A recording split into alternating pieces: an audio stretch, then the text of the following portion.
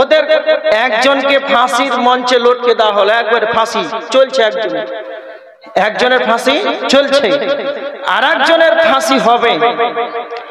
দ্বিতীয় জনকে বলা হচ্ছে তোমার ফাঁসি হবে মাত্র 15 মিনিট পর। কয় মিনিট? 15 মিনিট পর। একজনের ফাঁসি চলছে আর একজনকে বলা হচ্ছে তোমার 15 মিনিট পর চলবে। ওকে যদি কাশ্মীর থেকে আপেল দেওয়া যায়, সৌদি থেকে খেজুর দেওয়া যায়, আমেরিকা থেকে যদি কেক দেওয়া যায়, আর 8 GB মোবাইল দেওয়া হয়, বলে ফ্রি ফায়ার খেল, খেজুর খা, কেক খা, ভালো লাগবে? খাবে? কথা বলে না কেন? খাবে? খাবে না। তাকে কেক ভালো লাগবে না, তাকে খেজুর ভালো লাগবে না।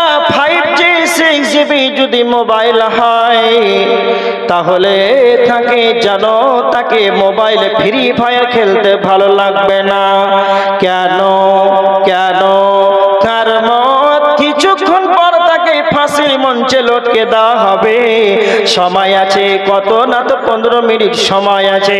তাকে যদি 15 মিনিট যদি সময় থাকে, 15 মিনিট সময় থাকার পরে তাকে খাবার ভালো লাগে না, মোবাইল ভালো লাগে না, তার মানে এবার আপনাকে বলছি আপনার আমার 1 মিনিট গ্যারেন্টি আছে। কথা বলেন? কথা বলেন? আছে? 1 মিনিট গ্যারেন্টি নাই। আপনি যাকে 3 মুষ্টি মাটি দিলেন, আপনি যাকে 3 মুষ্টি মাটি দেওয়ার পর আপনি যে কবরস্থানে রাজনীতির গল্প আরম্ভ করলেন, আপনি যাকে কবর রেখে দিলেন তার পরবর্তী কবরটা আমার আপনার হবে, এটা কারো বলার ক্ষমতা আছে? সারা পৃথিবীর মানুষ জানে না, তারপর সে তার কবর হয়ে যাবে। তার মানে যার 1 সেকেন্ডের গ্যারেন্টি নাই, যার 1 মিনিটের গ্যারেন্টি নাই, যার 1 ঘন্টার গ্যারেন্টি নাই, সে আবার কবরে কেন কি করে সে রাজনীতির গল্প করতে পারে? আল্লাহর নবী যখন কবরস্থানে যেতেন, আনসারীদের কবর স্থানে গিয়ে তখন কবর খনন করা হয় নাই, তখন নবীজি কবরস্থানে বসে পড়লেন আর আল্লাহর নবী একটা খড়ি কাঠি নিয়ে জমিনে রেখা টানতে আরম্ভ করলেন। সাহাবীদেরকে বলছেন, সাহাবীরা তোমরা বেশি বেশি করে কবরকে স্মরণ করো, তোমরা বেশি বেশি করে মওতটাকে স্মরণ করো। তখন আল্লাহর নবী এত চিন্তা ভাবনা করতে লাগলেন, আল্লাহর নবী যেন অন্য জগতে ভেসে যায়, দুনিয়াটাকে আর কোনো কিছু বোঝা যায় না। এইভাবে তিনি কবরস্থানে গিয়ে কবরবাসীদের নিয়ে এতটা তিনি ভাবতেন, মওতটাকে নিয়ে তিনি এতটাই ভাবতেন যে তিনি অনেক মনোযোগী হয়ে যেতেন। আজকে আমরা কবরস্থানে গিয়ে আমরা আজকে রাজনীতির গল্প করতে আরম্ভ করি, এটা আমাদের জন্য ভালো হয় না, এটা আমাদের অনেক ক্ষতিকর বিষয়। আজকে আমাদের ভিতরে মওত স্মরণ নাই কেন? আমাদের মওত আমাদের ভিতরে নাই, এই কারণে আজকে কবরস্থানে গিয়েও আজকে আমরা মওতকে স্মরণ করতে পারি না। আল্লাহর নবী বলেছেন, আমার উম্মত মওতকে ঘৃণা করবে, ওয়া কারাহিয়াতুল মওত, আমার উম্মত মওতকে ঘৃণা করবে, এরা মওতকে ভালোবাসবে না। বর্তমানে আজকে আমরা একজন ব্যক্তি অন্তরের অন্তরস্থল থেকে বলেন, নিজের অন্তর থেকে বলেন, আমাকে মরতে ভালো লাগছে, আমি মরণটাকে চাই। কেন আজকে আমাকে আপনাকে মরণটাকে ভালো লাগে না? কেন কেন কেন? আজকে আমরা আমলে পরিণত করে নাই, আমাদের 5 ওয়াক্তের সালাত নাই, আমাদের হজ নাই, আমাদের কোরআন হাদিসের নির্দেশ অনেক নির্দেশ আর নিষেধগুলোকে মানতে পারি না। এই জন্য আজকে আমাদের মরণটাকে ভালো লাগে না। হযরত উসমান রাদিয়াল্লাহু তাআলা আনহু যখন কবর দেখতে, তখন তিনি অঝর নয়নে তিনি ঝরঝর করে তার চোখের পানি ঝরত। হযরত উসমানকে জিজ্ঞাসিত করা হতো, হযরত উসমান, আল্লাহর নবী যখন কোরআন থেকে হাদিস থেকে জাহান্নামের কথা বলেন, তখন তো আপনি এতটা হতভম্ব হতেন না। যখনই আপনি কবরকে দেখেন, যখনই আপনার সম্মুখে কবরের আলোচনা করা হয়, তখন তো আপনি এতটা কেন হতভম্ব হয়ে যান? আপনার চোখে এতটা কেন অশ্রু বিসর্জন হয়? হযরত উসমান বলতেন, ও আমার সাথীরা, পরলৌকিক জীবনে মানুষ পরলৌকিক জীবনে কিয়ামতে ওঠার জন্য, হাসরে ওঠার জন্য, জাহান্নাম জান্নাত যাওয়ার আগে আগে পরকাল জীবনে প্রথম মঞ্জিল হলো কবর। কেউ যদি কবর থেকে বেঁচে যায় সে সব জায়গায় বেঁচে যাবে, আর কেউ যদি কবরে ধরা খেয়ে যায় তাহলে সব জায়গাতে ধরা খেয়ে যাবে। এই জন্য উসমান কবরকে নিয়ে চিন্তা ভাবনা করতে। আজকে আমাদের ডানে বামে সামনে পিছনে গুনহার গুনহা, যাদের সামনে গুনহা ছিল না, যাদের পিছনে গুনহা ছিল না, যারা ছিলেন নিষ্পাপ সাহাবীদের জান্নাতের সার্টিফিকেট তারা দুনিয়াতে পেয়েছেন। এটাই শুধু শেষ নয়, তারা রাদিয়াল্লাহু আনহুম ওয়া রাদওয়ান, তারা আল্লাহর কাছে আল্লাহর দেওয়া তারা টাইটেল পেয়েছেন। আল্লাহ তাদের প্রতি রাজি, তারাও আল্লাহর প্রতি রাজি। এই রকম টাইটেল নেওয়ার পর জান্নাতের সার্টিফিকেট দুনিয়াতে নেওয়ার পর তারা কবর দেখলে কাঁদতেন, মওতটাকে অঝর নয়নে স্মরণ করে চোখের পানি বিসর্জন করতে। আমরা হতভাগা মুসলমান, আমাদের বিবেকে নাই যে আমাদেরকে মরতে হবে, আমাদের বিবেকে নাই যে আমাদেরকে মরতে হবে। সাহাবীরা জান্নাতের সার্টিফিকেট দুনিয়াতে পেয়েছে, আল্লাহ যে তাদের প্রতি রাজি সেটাও তারা খবর পেয়ে নিল। তারপরে ওদের অবস্থা এরকম, আর আমাদের অবস্থা কি হলো? একবার কি চিন্তা ভাবনা করেছেন কোনদিন? যারা বসে আছেন 5 ওয়াক্ত সালাত আদায় করেন তো? করেন? কিভাবে আপনি সালাত ছেড়ে দেন আর কাল থেকে ছাড়বেন একবার ভাববেন, চিন্তা ভাবনা করেন। এবার দেখেন, আপনাকে একটা কথা বলছি, খুব মূল্যবান একটা পয়েন্ট। আগামীকাল খুব ভালো করে শুনে, এটা কিন্তু মুখস্থ করে বাড়ি যেতে হবে, মুখস্থ করে বাড়ি যেতে হবে। আগামীকাল লাশ হয়ে জানাজার খাটে অন্যর কাঁধে চেপে কবরস্থানে যাওয়ার আগে, কি বললাম? আগামীকাল লাশ হয়ে অন্যর কাঁধে চেপে কবরস্থানে যাওয়ার আগেই আপনি আপনার পায়ে হেঁটে মসজিদে যান, এতেই সফলতা আছে। কথা বলেন ঠিক? কি বলছেন? ঠিক না? ঠিক। অন্যর কাঁধে চেপে কবরস্থানে যাবেন আর নিজের পায়ে হেঁটে মসজিদে ঢুকতে পারলেন না, এর মতো দুনিয়াতে আর হতভাগা আছে? নাই। এই জন্য বলছি,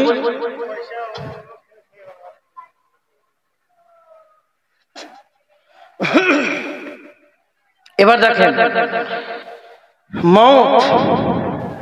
মৌত কয়বার? মৌত আগে না পরে? মৌত আগে না হায়াত আগে? জানা আছে? মৌত আগে? কে বলতে পারেন মৌত আগে না হায়াত আগে? আগে হায়াত, তারপরে মৌত। আর কে বলতে পারবেন? চাচা জানা আছে? দিন আগে না রাত আগে? কে বলতে পারবেন? জানা আছে? কারো জানা আছে? রাত আগে না দিন আগে?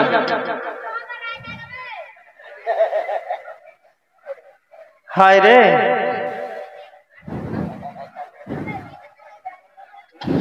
দিন আগে। তারপরে পুরুষ আগে না নারী আগে? কে বলছে? কে বলতে পারবেন? পুরুষ না নারী? পুরুষ। ডিম আগে না মুরগি আগে? ডিম। কে বলতে পারবেন? জানা আছে কারো? কে তোরে প্রধান বক্তা নাকি তুই?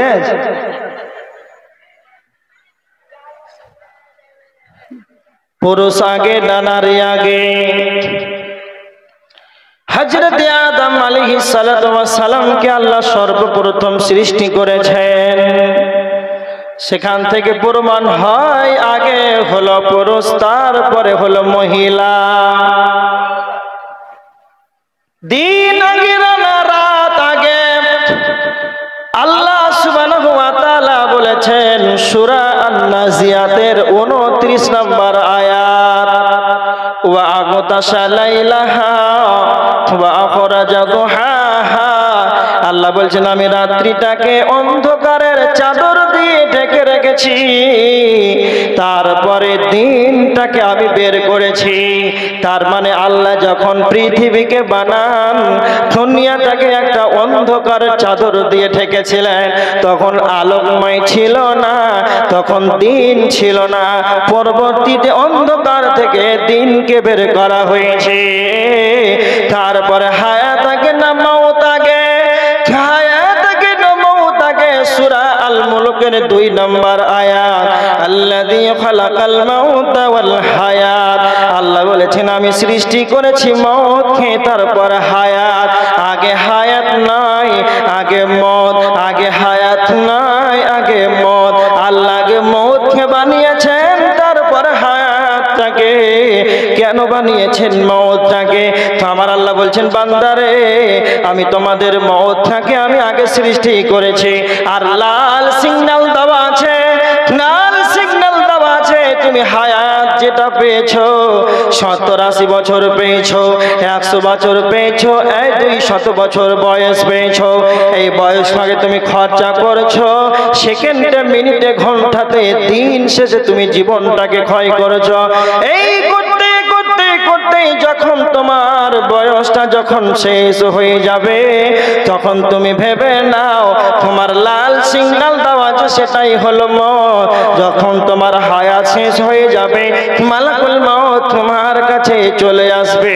তো আমার আল্লাহ কেন মওতটাকে আগে দিলেন? কথা বলেন, মওতটাকে আগে কেন দিলেন?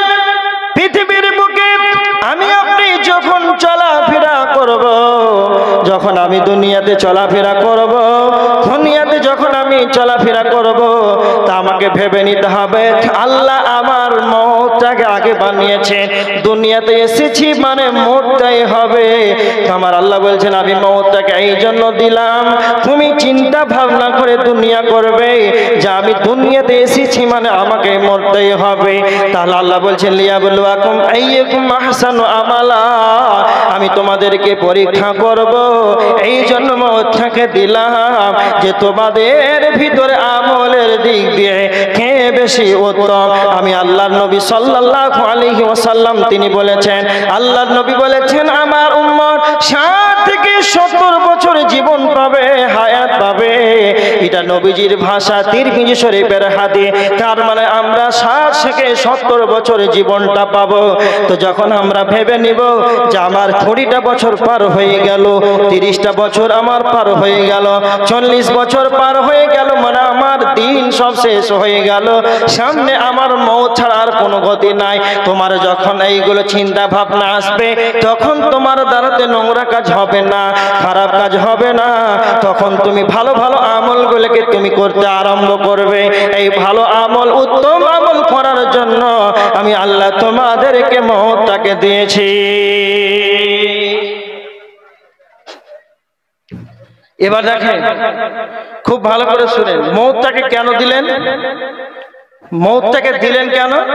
যে তুই স্মরণ রাখবে যে মওত আমার আছে, তাছাড়া কোনো গতি নাই। ভালো উত্তম আমল করতে হবে আমাদেরকে, এই জন্য মওতটাকে আগে। এবার দেখেন, মওত আগে না হায়াত আগে? কি বুঝতে পারলেন? কি বুঝতে বলেন, মওত আগে না হায়াত? মওত। এবার দেখেন মওত কয়বার আর হায়াত কয়বার, কে বলতে পারবে? মওত কয়বার? একবার। হায়াত কয়বার? একবার। আর কে বলতে পারবেন? 2 বার হায়াত। আর কে কি বলছেন? মরণ কয়বার? বাস, আপনাদের প্রধান বক্তা বলে দিলে একবারই মরতে হবে, আর মরতে হবে। মওত কয়বার, হায়াত কয়বার? কোরআনের আয়াত সূরা বাকারার 28 নম্বর আয়াত, কুনতুম আমওয়াতান, তোমরা ছিলে নিষ্প্রাণ, তোমাদের কোনো অস্তিত্ব ছিল না। আমার দিকে দেখেন, আল্লাহ কি বলছেন? ওয়া কুনতুম আমওয়াতান, তোমরা ছিলে নিষ্প্রাণ, তোমাদের কোনো অস্তিত্ব ছিল না। তার মানে আমরা জীবিত ছিলাম না, মৃত ছিলাম। ভালো করে উত্তর দেন, বলেন। আমরা মৃত্যু ছিলাম না জীবিত ছিলাম? কুনতুম আমওয়াতান, আল্লাহ বলছেন তোমাদের কোনো অস্তিত্বই ছিল না। আল্লাহ বলছেন তোমাদেরকে আমি অনস্তিত্ব থেকে অস্তিত্ব দিয়েছি। ইন্না খালাকনাল ইনসানা মিন নুতফা, আল্লাহ বলছেন আমি মানুষকে সৃষ্টি করেছি শুকনাণু থেকে। তার মানে আমাদের কোনো অস্তিত্ব ছিল না, তার মানে আমরা আগে মৃত ছিলাম। আল্লাহ বলছেন ফাহিয়াকুম, আমি আল্লাহ তোমাদেরকে জীবিত দান করেছি, তোমাদেরকে জীবন দিয়েছি। তোমাদের কোনো জান ছিল না, প্রাণ ছিল না, অস্তিত্ব ছিল না, অনস্তিত্ব থেকে তোমাদেরকে অস্তিত্ব দিয়েছি। তারপরে আমার আল্লাহ বলছেন সুম্মা ইউমিতুকুম, আবার তোমাকে মারবো, সুম্মা ইউহয়িকুম, আবার তোমাকে জীবিত করব। একটা কথা মনে রাখবেন, আল্লাহ এখানে কি বলেছেন? সুম্মা ইউমিতুকুম, আবার তোমাকে মারবো। তার মানে আমরা আগে যেরকম মৃত ছিলাম, আল্লাহ আমাদেরকে আবার মারবেন। তার মানে আগে আমরা মৃত ছিলাম, একবার মৃত, আবার আমাদেরকে মারবেন আর একবার মৃত, তার মানে দুইবার মৃত। এখন আমরা হায়াত পেয়েছি, আমরা হলাম জীবিত, আর আল্লাহ আমাদেরকে মারবেন, আর মারার পর আবার আল্লাহ আমাদেরকে জীবিত করবে। তার মানে কি বুঝতে পারলেন? এখন আমরা হায়াত পেয়েছি, জীবন পেয়েছি, এটা একটা জীবন, এটা হলো একটা হায়াত, এটা হলো এক। আমরা মরে যাব, আল্লাহ আমাদেরকে আবার জীবিত করবেন। মওত হলো দুইবার, আর হায়াত হলো দুইবার। কেমন করে? একটা কথা শোনেন, মওত যে দুইবার আর হায়াত যে দুইবার, এটা খুব সহজে আপনাকে বুঝিয়ে দিচ্ছি। কোরআনের এই আয়াত সুম্মা ইউমিতুকুম, এই ভাষাটা বুঝেন। সুম্মা ইউমিতুকুম, আল্লাহ বলছেন আবার তোমাকে মারবো। এখানে একটা চেয়ারে ছেলে বসে আছে, যখন আমি স্টেজে উঠলাম, ওই ছেলেটাকে আমি বলি এই বেয়াদব, তোমার আব্বার বয়সের মানুষ, দাদার বয়সের মানুষ, বুড়া মানুষ নিচে বসে আছে, তুমি অভদ্র মতন পা ঝুঁকাচ্ছি, চেয়ারে বসে আছে। তখন চট করে নেবে নিচে বসে গেল। খুব ভালো করে শুনুন, নিচে বসে গেল। আমি জলসা করতে আরম্ভ করলাম, জলসা করতে করতে আধা ঘন্টা পার হয়েছে, ওই ছেলেটা দেখছি চেয়ারে উঠে গেছে, মানে যেই রকম চেয়ারে ছিল আবার চেয়ারে বসে গিয়েছে। তা আমি তখন তাকে বলছি এই আবার, খুব ভালো করে শুনেন, তা আমি তাকে প্রথমবার আবার বলেছিলাম না দ্বিতীয়বার? খুব ভালো করে ভেবে উত্তর দেন। আমি আবারটা কখন বললাম? দ্বিতীয়বার। আমি যখন তাকে বললাম যে আবার, তখন তার মানে সে তার আগে চেয়ারে বসেছিল, বুঝতে পেরেছেন? তো আল্লাহ বলছেন সুম্মা ইউমিতুকুম, আবার তোমাকে মারবো। আবার কখন ব্যবহার করা হয়? তার মানে আগে মৃত ছিলাম। আল্লাহ বলছেন সুম্মা ইউহয়িকুম, আবার তোমাকে জীবিত করা হবে। তার মানে মওতের আগে আমরা জীবিত ছিলাম। হাসরের ময়দান আমরা এখন বর্তমান জীবিত আছি, আমরা মরে যাব, আবার আমাদেরকে জীবিত করা হবে। সুম্মা মানে কি আবার, আবার মানে কি আগে একবার এরকম ছিল, বুঝতে পেরেছেন? না বুঝাতে হবে, বুঝতে পারলেন? তাহলে মওত কয়বার আর হায়াত কয়বার? কথা বলেন, দুইবার। আর একটা প্রমাণ দিচ্ছি, সূরা আল মুমিন 11 নম্বর আয়াত। কিয়ামতের ময়দানে বেঈমান কাফের অস্বীকারীরা আল্লাহকে গিয়ে বলবে হে আমাদের রব, রব্বানা আমাতানা সানাতাইনি ওয়া আহইয়াইতানা সানাতাইনি। আল্লাহকে গিয়ে বলবে আল্লাহ আপনি আমাদেরকে দুইবার মৃত্যু দিয়েছেন, ওয়া আহইয়াইতানা সানাতাইনি, দুইবার হায়াত দিয়েছেন। তার মানে কাফেররা বলে ফাতারাফনা, আমরা বিশ্বাস করলাম, আমরা স্বীকার করলাম আপনি আমাদেরকে দুইবার মৃত্যু দিয়েছেন। রব্বানা আমাতানা সানাতাইনি ওয়া আহইয়াইতানা সানাতাইনি ফাতারাফনা, আপনি যে দুইবার মৃত্যু দিয়েছেন, দুইবার যে হায়াত দিয়েছেন, ফাতারাফনা, আমরা স্বীকার করলাম। ফাহাল ইলা খুরুজিম মিন সাবিল, আল্লাহকে গিয়ে তারা বলবে এবার আমাদের পালাবার জায়গা আছে কি? তাহলে এখানে কয়টা প্রমাণ হলো? কয়টা প্রমাণ হলো? এখানে প্রমাণ হলো দুইবার হায়াত আর দুইবার মওত, বুঝতে পারলেন? এবার দেখেন আল্লাহ বলছেন আমি তোমাদেরকে জীবিত রেখেছি পৃথিবীর বুকে, এবার তোমাদেরকে আমি মারব। কোরআনের আয়াত সূরা আল ইমরানের 185 নম্বর আয়াত, কুল্লু নাফসিন যায়িকাতুল মাউত। যার ভিতরে প্রাণ আছে, যার ভিতরে আত্মা আছে, যে কথাই চলাফেরা করতে পারে তাকে জীব বলা হয়। তো যার ভিতরে জীব আছে তাকে মওতের স্বাদ গ্রহণ করতে হবে, বাঁচার কোনো উপায় নাই। কোরআনের ভিতরে এই আয়াতটি আল্লাহ চ্যালেঞ্জ করে বলেছেন, একবার নয়, দুইবার নয়, তিনবার আয়াত থেকে কোরআনের ভিতরে এনেছেন। 114টি সূরা রয়েছে আর 1 থেকে 30টি পারা রয়েছে। গোটা কোরআনে এই আয়াতটাকে আমার আল্লাহ 3বার এনেছেন। কুল্লু নাফসিন যায়িকাতুল মাউত, এই আয়াতটা 3বার এনেছেন। সূরা আল ইমরানের 185 নম্বর আয়াত, সূরা আল আম্বিয়ার 35 নম্বর আয়াত, সূরা আল আনকাবুতের 57 নম্বর আয়াত।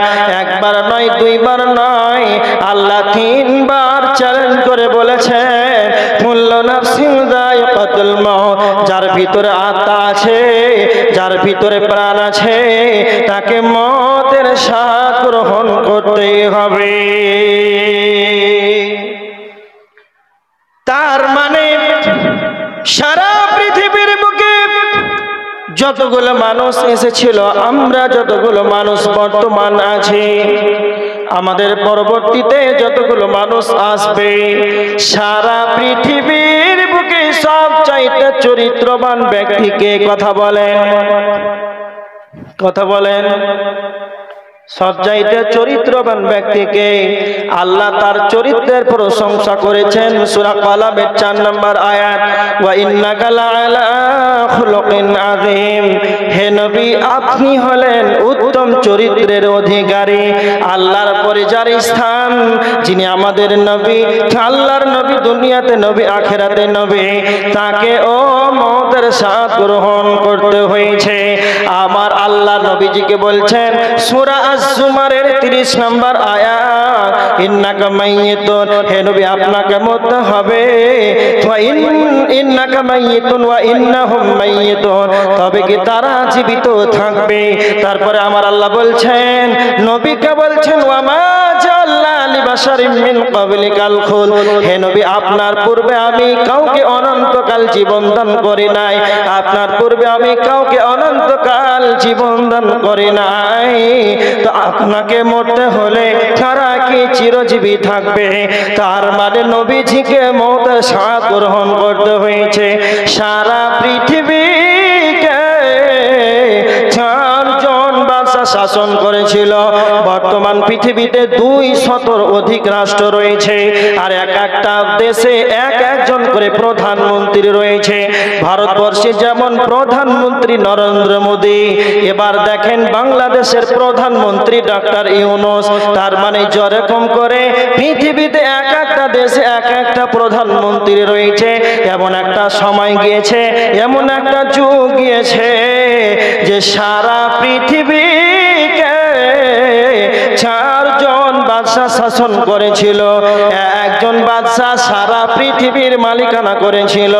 সেই 4 জনের ভিতরে 2 জন ছিলেন মুসলমান, 2 জন ছিলেন কাফের। মুসলমান 2 জনের নাম হলো, একজনের নাম হলো সুলাইমান ইবনে দাউদ আলাইহিস সালাম, দ্বিতীয় জনের নাম হলো যুলকারনাইন। 2 জন কাফেরের নাম, একজনের নাম হলো নমরুদ আর অপর জনের নাম হলো বাগদে নাসার। এরা 4 জন সারা পৃথিবীকে শাসন করেছিল। আমি কেন কথাটি আনলাম, সারা পৃথিবীর বুকে যারা বাদশা ছিলেন একাই রাজত্ব করত, তারা কি পৃথিবীতে আছে? না, তারাও পৃথিবী পৃথিবী ছেড়ে চলে গিয়েছে। সারা পৃথিবীকে শাসন করার পর পৃথিবীতে নমরুদ থাকতে পায়নি। ফেরাউন তো নিজে বলেছিলেন সূরা নাজিয়াতের 24 নম্বর আয়াত, ফেরাউন নিজেকে বলেছিলেন আনা রব্বুকুমুল আলা, আমি তোমাদের বড় রব, আমার রব ব্যতীত। সূরা আল কসাসের 38 নম্বর আয়াত। নমরুদ ফেরাউন বলেছিলেন মা আমিলতু লাকুম মিন ইলাহিন গায়রি, আমি তোমাদের রব ব্যতীত অন্য কোন রব আছে কি তা আমার জানা নাই। তার মানে তোমাদের রব আমি হলাম তোমাদের রব। এই ফেরাউনকে পানিতে আল্লাহ ডুবিয়ে মেরেছে। সারা পৃথিবীকে যিনি শাসন করেছিলেন সেই নমরুদের ইতিহাসটাকে জানে। সেই নমরুদকে একটা মশার দ্বারা পৃথিবী থেকে ছেড়ে চলে যেতে হয়েছে।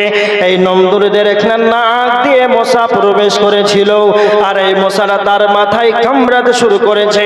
এই দাগ থেকে এই পাঁজর থেকে ওই পাঁজর যখন দংশন করতে আরম্ভ করলো, যখন কামড়াতে আরম্ভ করলো, নমরুদ তখন নিচে মাথাতে মারতে আরম্ভ করে। যখন সে এত বিষয় জর্জরিত হয়ে যায়, তখন তার প্রজারাকে বলে আমার মাথায় তোমরা মারতে থাকো, যেন আমাকে কে যেন দংশন করেছে। তার প্রজারা তখন তার কাঠের জুতোর বাড়ি বাড়ি তার মাথাতে মারতে আরম্ভ করলো। এই সারা বিশ্বকে যিনি শাসন করেছিলেন, সেই নমরুদকে জুতার বাড়ি খেয়ে খেয়ে তাকে দুনিয়া থেকে একটা মশাতে তাকে মৃত্যুবরণ করিয়ে দিয়েছে। আর যখন নমরুদের চতুর্দিকে বাড়ি মারল মশা, তখন তার উপর দিয়ে যখন মাথাটা চৌচির হয়ে গেল, মশা তখন বের হয়ে চলে গেল, নমরুদের মৃত্যু হয়ে গেল।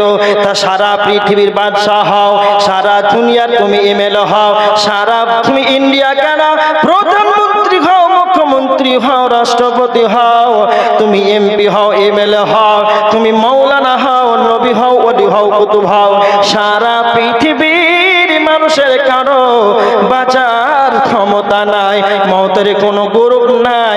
একজন ভিখারি মরবে, একজন বাদশাহ মরবে, একজন রিক্সা চালককে মরতে হবে, একজন পাইলটকে মরতে হবে, মওতের কোনো গ্রুপ নাই।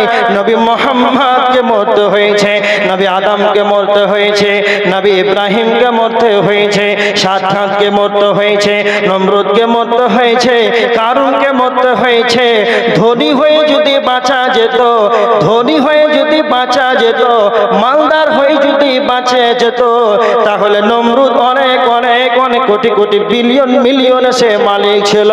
নমরুদকে পৃথিবী থেকে তহস নহস করে দিয়েছে, জমিনটাকে ঢুকিয়ে দিয়েছে, নমরুদকে পৃথিবী থেকে চলে যেতে হয়েছে।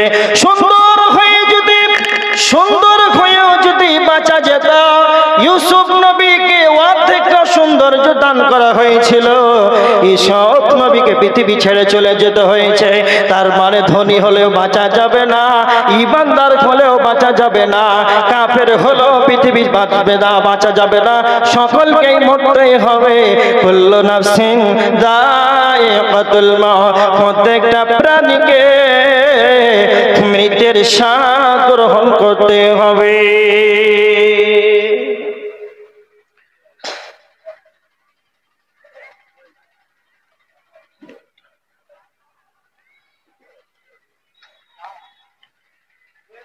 চানা শরবত, শরবত তো লাগছে, ঠান্ডা হলে তো শরবত, ওটাই তো বলছি, চা ঠান্ডা হলে তো শরবত হয়।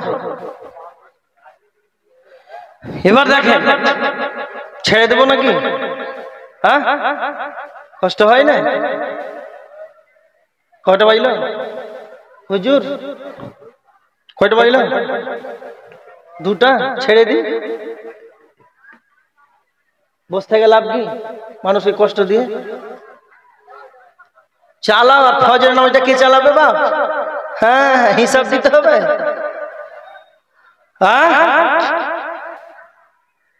বেশি রাত 2টা 4টা 5টা অব্দি আলোচনা করে হাইয়া আলা সালাহ বলছে, এসো, বলছে দেখে লেগে তোর মুয়াজ্জিন বলছে হাইয়া আলা সালাহ, কিছুক্ষণ পড়বে। আর সালাতু খায়রুম মিনান নাওম, ঘুম থেকে সালাত উত্তম, বলে তুই দেখে লেগে, আমি চালাই। কয়েকটা কথা বলছি শুনেন। প্রত্যেকটা প্রাণীকে মৃত্যুর স্বাদ গ্রহণ করতে হবে বলছিলাম, তো মানুষ মরে না মরে না, কথা উত্তর দেন। মরে না মরে না? মরে। মানুষ কোনোদিন মরে না, এটা মিথ্যা কথা। খুব উল্টাপাল্টা বক্তব্য দিচ্ছি। রাত 2টার পর মানুষের মাথা ঠিক থাকে না। হ্যাঁ, উল্টা পাল্টা বক্তব্য এলে জীবনে শুনেছেন? আমি বলছি মানুষ মরে, এটা হচ্ছে মিথ্যা কথা, এটা কোনো সত্য হতে পারে না। মানুষ কোনোদিন মরে না। মরে? মরে না। উদাহরণ দিচ্ছি, এই চা যা আমি খাবো, তা আমি কি চা হয়ে যাব না চায়ের স্বাদ গ্রহণ করবো? কথা বলে। এই জোলহাকে কেলে সেখানে যে তো ট্রান্সমিটার ঠিক নাই রে, তো ট্রান্সমিটার ঠিক নাই, এত রে তো চলছে। এবার দেখেন, এই পানি, আমি ধরেন এই পানিটাকে খেলাম, তো আমি কি পানি হয়ে গেলাম না পানির স্বাদ গ্রহণ করলাম? কথা বলতে হবে কিন্তু। স্বাদ গ্রহণ করলাম, ঠিক আছে। এখানে একটু মধু নিলেন ডান হাতে, এবার চাটলেন, চাটার পর তো মধু খেলেন, তো মধুর স্বাদ গ্রহণ করলেন না মধু হয়ে গেলেন আপনি? কথা বলেন। মধু হলেন না স্বাদ গ্রহণ করলেন। তো আল্লাহ কি বলছেন? কুল্লু মানে প্রত্যেক, নাফসুন মানে প্রাণী, যায়কা মানে হচ্ছে চিখা, চাটা, স্বাদ গ্রহণ করা। খুব ভালো করে শুনে, কুল্লু মানে প্রত্যেক মানে সবাই, নাফসুন মানে প্রাণী যার ভিতরে আত্মা আছে, যায়কা মানে চিখা, বাংলায় বলা হয় স্বাদ গ্রহণ করা, আর হেড বাংলায় বলা হয় চাটা। আপনাদের ভাষা বুঝতে পারছেন তো? আপনারাই বলেন চাটা। হ্যাঁ, তো মৌত আর হচ্ছে মরণ। তো প্রত্যেকটা মানুষ মৌতকে চাটবে, চিখবে, স্বাদ গ্রহণ করবে। কোন একটা কোরআনের আয়াত আছে, হাদিস আছে যে মানুষ মরে যায়? কোন জায়গাতে নাই। মানুষ মৃতের স্বাদ গ্রহণ করে। কথা বলেন। মানুষ মৃতের স্বাদ গ্রহণ করে, মানুষ কোনোদিন মরে না। কেমন কথা? আচ্ছা, বিয়ে বাড়ি গেলেন, বিয়ে বাড়িতে গিয়ে প্রথমে শাল পাতা দিল, খেতে আরম্ভ করেছেন, ডাল দিল, ভাত দিল, মাংস দিল, হলাদ চলছে। খেতে খেতে খেতে খেতে একবার শেষে আপনাদের দিকে দুটো মিষ্টি দেয় না? দেয়। তারপরে কি দেয়? স্প্রাইট দেয় না? দেয়। তারপরে শেষে দই দেয় না? তো যখন মিষ্টি দিল তখন আপনি ভাবছেন যে আইটেম বাড়ছে না কমছে? কথা বুঝতে বলেন, বুঝে বলেন। যখন মিষ্টি দিল তখন আইটেম বাড়ছে না কমছে? তখন বুঝে নিতে হবে মিষ্টি মানে আর কয়েকটা বাকি, তার মানে খুব দিলে স্প্রাইটটাই দিবে। আর স্প্রাইট যখন পড়ে গেল তখন ভাবছেন যে খুব দিলে আর দইটাই দিবে। আর দই যখন পড়ে গেল তখন ভাবছেন যে শেষ, এবার বেরিয়ে যাও প্যান্ডেল থেকে, আর উপায় নাই। তার মানে একটা মানুষ যখন পৃথিবীতে জন্মগ্রহণ করে তখন তার পৃথিবীর সর্বপ্রথম হালকা পানি খায় কিংবা মধু খায়, তার মায়ের স্থানে দুধ খায়। যখন কচি কচি দাঁতগুলো যখন বেরিয়ে যায় তখন সাদা ভাত খেতে আরম্ভ করে। একটা মানুষ পৃথিবীতে কি কি খাবে আল্লাহ তার খাবারের রুটিন গুলো তৈরি করে রেখেছেন। আব্দুর রহমান এত খাবে, এত খাবে, তার মানে যখন তার দাঁত শক্ত হয়ে যাবে তখন মাংস চিবাতে আরম্ভ করবে। যখন পাক্কা 15-20 হয়ে যাবে তখন হাড় গুলোকে এইভাবে টানবে। এরকম ভাবে খেতে খেতে খেতে সমস্ত খাবার খেলো, কিছুই হলো না। আর যখন মওতটাকে চিখে নেবে তখন পৃথিবীর প্যান্ডেল থেকে বেরিয়ে কবরের জগতে চলে যেতে হবে। যখন আপনি প্যান্ডেলে খেতে বসলেন তখন আপনাকে যখন মিষ্টি দিয়ে দিল, স্প্রাইট দিয়ে দিল, তখন আপনি ভেবে নেন যে আমাকে শেষ খাবারটা দিলে আমাকে প্যান্ডেল থেকে বেরিয়ে যেতে বলছে। তার মানে আল্লাহ আপনার কপালে যতগুলো রুচি রেখেছে সমস্ত আপনি খাবার খেলেন, এর রেজাল্ট হলো পায়খানা।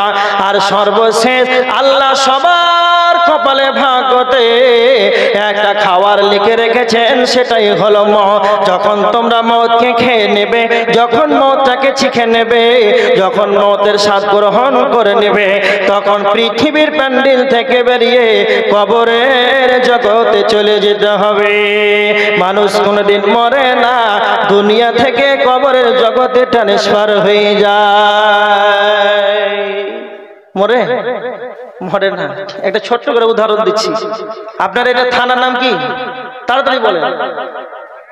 মানিহারি, খুব সহজ নাম। আর পার্শ্ববর্তী থানা কি আছে?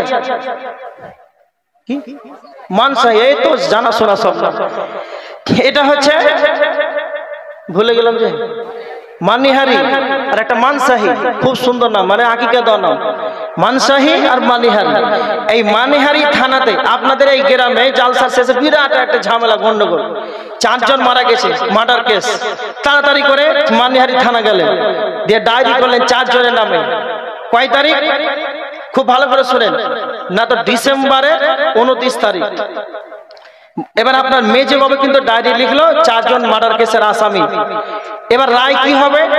তো এবার মেজে বাবু বলছে আপনি জানুয়ারি মাসের 2 তারিখ আসবেন, আর আপনি কেস করলেন ডিসেম্বরের 29 তারিখ।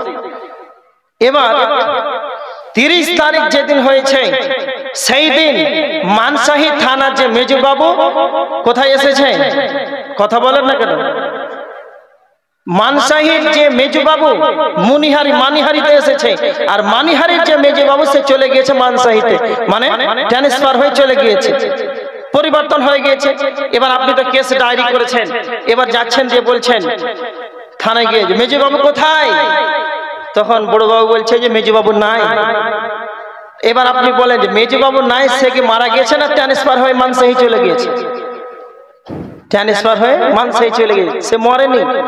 অনুরূপ মানুষ কোনোদিন মরে না, দুনিয়া থেকে ট্রান্সফার হয়ে চলেছে। কথা ক্লিয়ার? বুঝতে পারেননি? আর একটা উদাহরণ দিই।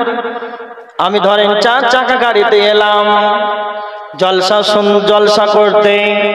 এবার আপনাদেরকে যদি আমি প্রশ্ন করি, আপনারা আব্দুল কাইয়ুম আমার নাম, পশ্চিম বাংলা মালদা বাড়ি, তো আমাকে কোনোদিন কি আপনারা দেখেছেন? কথা বলেন, আব্দুল কাইয়ুমকে কি আপনারা দেখতে পেয়েছেন? কথা বলেন, পেয়েছেন?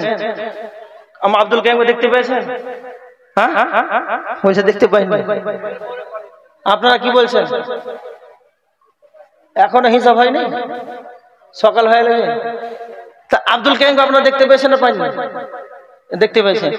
বাংলাদেশে 2022 একটা প্রোগ্রাম করছি ঢাকাতে, গিয়ে বলছি আমার পাশে অনেক লোকজন বসে আছে, তাই বলছি যে আব্দুল কাইয়ুম দেখেছেন যে মালদা থেকে আসবে, তো আপনারা কি আব্দুল কাইয়ুমকে দেখেছেন? তো আমার পাশে যে সভাপতি মহাশয় তিনি বলছেন হ্যাঁ ফেসবুকে দেখেছি একদিন। তারপরে একদিন কে বলছে আমি ইউটিউবে দেখেছি। তবে এখন দেখতে পারেন, এখন তো দেখছি। এগুলো সবই মিথ্যা কথা। আব্দুল কাইয়ুমকে কেউ দেখতে পায়নি, কেউ পাবে না। আব্দুল কাইয়ুমকে কেউ দেখতে পায়নি, কোনোদিন দেখতেও পাবে না। যেটা দেখতে পাচ্ছেন পা থেকে মাথা পর্যন্ত, এটা হলো আব্দুল কাইয়ুমের দেহ। আব্দুল কাইয়ুম যেটা কথা বলছে এটা হলো আব্দুল কাইয়ুম। মানুষের দেহ আলাদা, মানুষের আত্মা আলাদা। দেহ আলাদা, আত্মা আলাদা। দেহ তৈরি হয়েছে মাটি থেকে, দেহ ধ্বংস হবে মাটিতে। দেহ তৈরি হয়েছে মাটিতে, দেহ ধ্বংস হবে মাটিতে। দেহর খাবার আছে মাটিতে। আত্মা এসেছে আল্লাহর কাছ থেকে, আত্মা ফিরে যাবে আল্লাহর কাছে। আত্মা এসেছে আল্লাহর কাছ থেকে, জান্নাত থেকে, আলাবে আরওয়াহ থেকে। আবার আত্মার খাওয়া রয়েছে আল্লাহর জিকিরে। আত্মা চলে যাবে আল্লাহর কাছে। তার মানে আব্দুল কাইয়ুম আলাদা, আব্দুল কাইয়ুমের আত্মা আলাদা। এটা যেটা স্বয়ং দেখতে পাচ্ছেন পা থেকে মাথা পর্যন্ত, এটা হলো আব্দুল কাইয়ুমের দেহ। এটা আব্দুল কাইয়ুমের বডিটাকে দেখতে পাচ্ছেন। আব্দুল কাইয়ুমকে কেউ দেখতে পাবে না। এবার আমার দিকে লক্ষ্য করেন। আমি ধরেন 4 চাকা নিয়ে এলাম, আপনাদের মাহফিলে জলসা শেষ করলাম রাত 2:30টার সময়। আর এখন আমি 4 চাকাটা ছেড়ে দিলাম, আর যেতে যেতে যেতে কাটিহার যখন হাইওয়ে যখন উঠে গেলাম, তখন আমার গাড়িটা অ্যাক্সিডেন্ট হয়ে আমি তখন মারা গেলাম। সকালে আপনারা খবর পেলেন আব্দুল কাইয়ুম কাটিহারের সেই চরঙ্গিতে অ্যাক্সিডেন্ট হয়ে মারা গিয়েছে। আব্দুল কাইয়ুমের লাশটা সেই কাটিহারে সেই রোডে পড়ে আছে।